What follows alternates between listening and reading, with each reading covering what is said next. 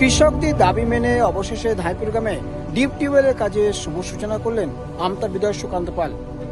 এই যে দেখতে পাচ্ছেন ডিপ টিউবওয়েলটি, এটা দীর্ঘদিন ধরে জল উঠছে না।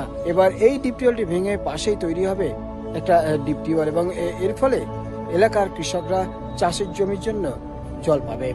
প্রায় 300 বিঘে জমি এই একটা ডিপ টিউবওয়েলের মাধ্যমে কৃষিকাজের জন্য জল পাবে।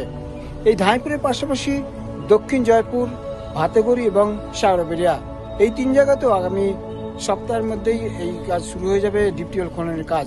যেটা জানা যাচ্ছে প্রায় 75 লক্ষ টাকা বরাদ্দ করা হয়েছে এই কাজের জন্য। এই 4টি ডিপ টিউবওয়েলের মধ্যে রয়েছে খনন কাজ, সেই সঙ্গে পাইপলাইন, ড্রেনেজ, সব মিলিয়ে একদম অত্যাধুনিক ব্যবস্থার মাধ্যমে এই কাজ হবে এবং করবে পশ্চিমবঙ্গ সরকারের জল সম্পদ বিভাগ।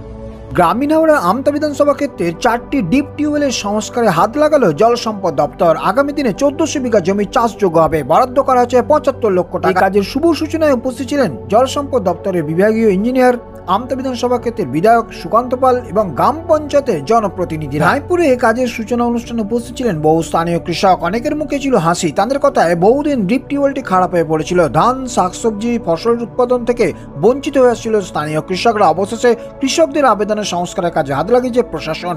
সংস্কারের সদর্থক পদক্ষেপে আগামী দিনে মিটতে পারে এলাকার বিঘার পর বিঘা জমি চাষের জলের সমস্যা। এবার এই ডিপ টিউবওয়েলগুলো অকেজ হয়ে পড়ে রয়েছে, জল আসছে না। এই যে ডিপ টিউবওয়েলের কল থেকে এলাকায় যে কৃষি কাজগুলো, সেই কাজগুলো কিন্তু হচ্ছে না।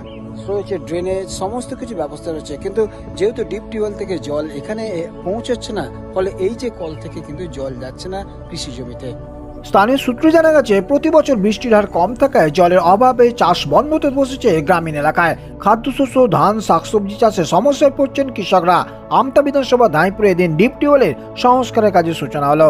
সপ্তাহখানেকের মধ্যে ভাতেগড়ি, দক্ষিণ জয়পুর এবং শাওরাবেড়িয়া, এই 3টি জায়গার কাজেরও সূচনা হবে।